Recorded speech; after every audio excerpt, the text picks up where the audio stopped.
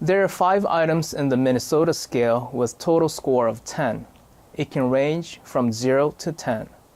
Face, arm, leg, speech, and eye.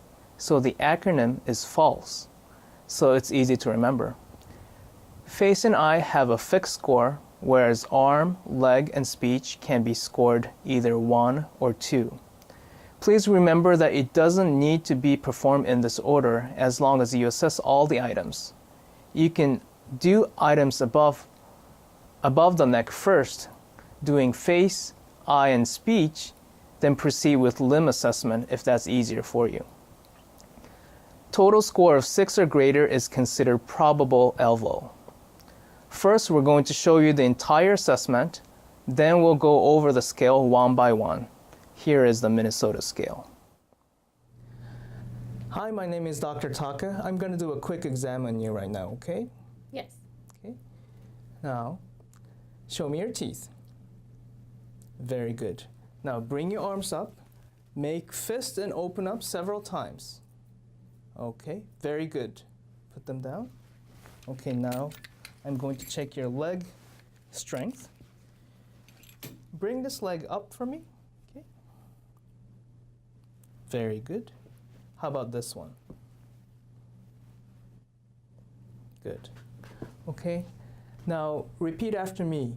You can't teach an old dog new tricks. You can't teach an old dog new tricks. Okay. Very good. Now what's this? A thumb. Very good. Now follow my finger just with your eyes.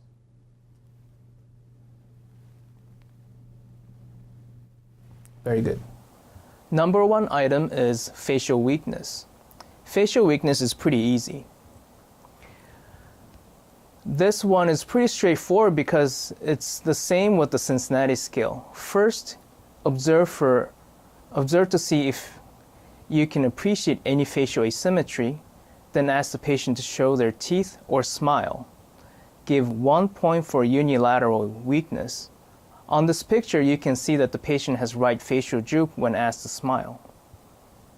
So let's take a look at the demonstration here. So can you show me your teeth? So here, I can appreciate that her right side is asymmetrical or weak.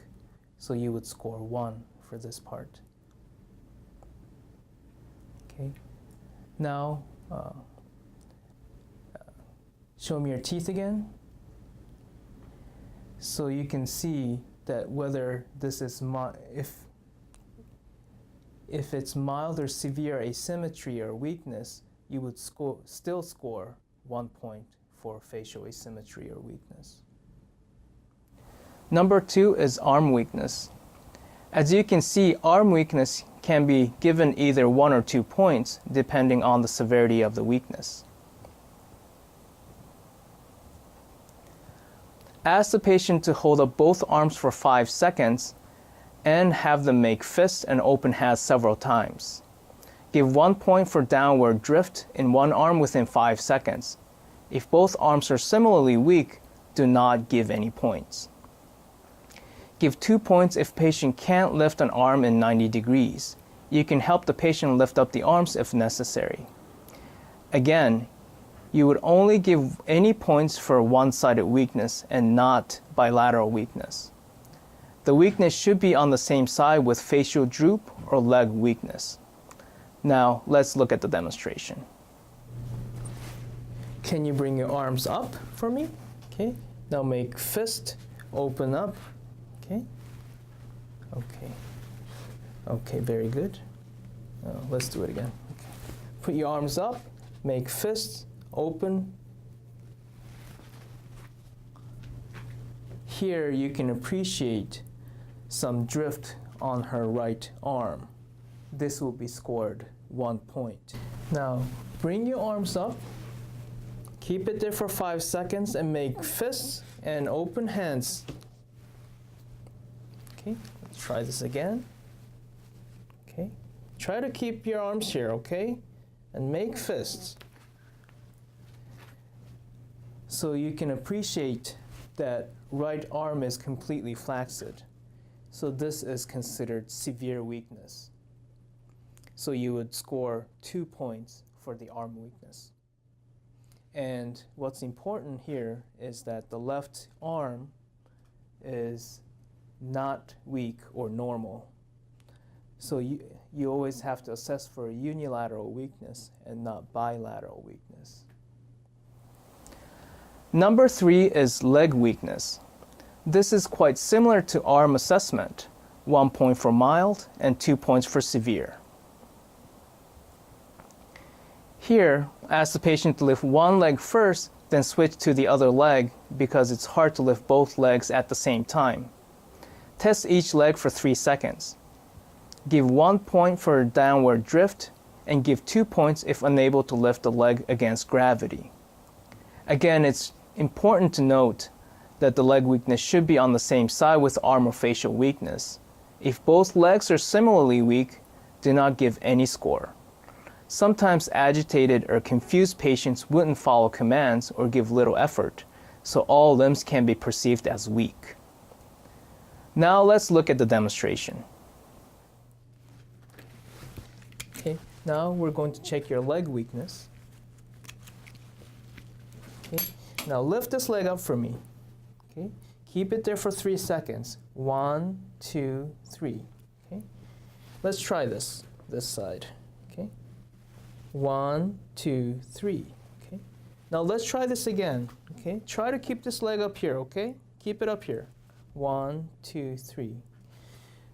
So again, as you can see, it's really important that we assess both legs and arms when testing for weakness. Here, we appreciated mild drift, downward drift on her right leg. So this will be scored 1 point. Okay? Let's bring your leg up here and keep it here, okay? Okay. How about this side? Keep it here. 1, 2, 3. Okay, bring this down. Try this one again. Okay, keep it up. Okay. So again, we assess both legs, and the right leg weakness was quite significant. So this will be considered severe leg weakness on the right side. So you would score 2 points for this. Number 4 is speech difficulty. Speech assessment may be a bit confusing at first because scores are not determined by the severity of speech, but rather quality of speech deficit. Dysarthria basically means slurred speech or difficulty articulating words. Give 1 point for dysarthria. Aphasia means difficulty with expressing or understanding speech or unable to repeat phrases or name objects. Give 2 points for aphasia. Please note that aphasia is almost always associated with right-sided weakness. Once you learn it, it's not that difficult. There are basically 2 things you need to do in this item. First, ask the patient to repeat the phrase, "You can't teach an old dog new tricks." This part is to assess if the patient is able to articulate and repeat the phrase. Second, put your thumb up, point at your thumb, then ask the patient what it is. There is one additional thing. You don't test anything here, but just observe if the patient is able to follow commands or not. Obviously, the limitation of this part of the assessment is that if the patient doesn't speak English, you can't perform the assessment accurately. Also, if it's difficult to assess aphasia when the patient is confused. One thing you can keep in mind is that most people with aphasia are frustrated with the fact that they can't communicate effectively, whereas most people with confusion don't seem too concerned about not being able to communicate. This should come with experience. Give 1 point for slurred speech. Give 2 points for difficulty with expression, comprehension, naming, or repetition. Also give 2 points if both dysarthria and aphasia are present. Remember, dysarthria can be due to injury to either hemisphere, but aphasia is almost always associated with right-sided weakness. Now let's look at the demonstration. Can you repeat after me? You can't teach an old dog new tricks. You can't teach an old dog new tricks. Here, she was able to repeat the phrase, but she had difficulty with articulating words. So this will be dysarthria. So you would score 1 point for this. What's this?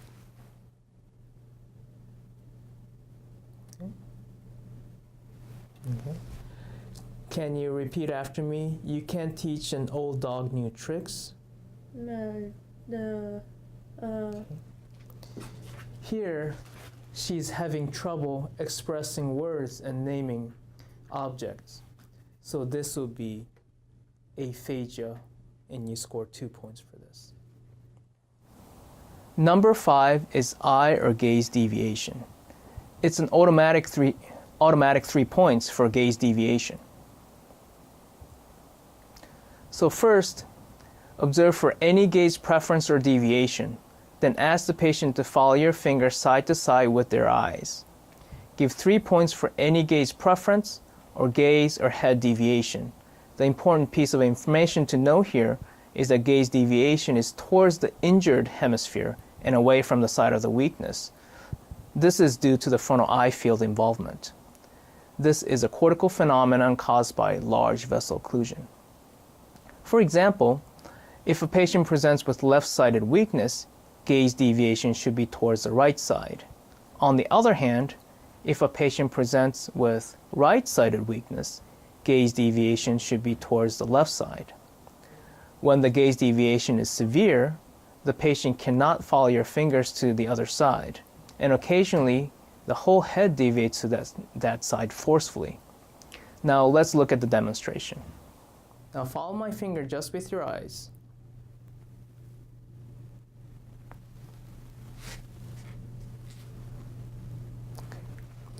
So this one is gaze preference. She's preferring the right side of her gaze.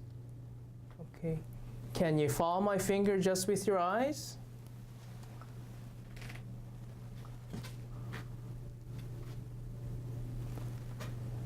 So you can see that not only her eyes are deviated, her head is also tilted towards the left side. This is a gaze deviation. And she can't really cross midline. We're in the home stretch here. This is actually our last slide. In summary, Minnesota scale can accurately predict elbow strokes. There are 5 items in the stroke scale ranging from 0 to 10. The acronym is FALSE. A score of 6 or greater is considered probable elbow. Remember, you should still activate pre-hospital stroke alert when you suspect any stroke. Weakness should be only on one side of the body and not both sides in order to score. Aphasia is almost always associated with right-sided weakness. Rarely you would see aphasia without weakness. Gaze deviation must be towards the opposite side of the weakness, right side weakness with left gaze deviation, and left side weakness with right gaze deviation.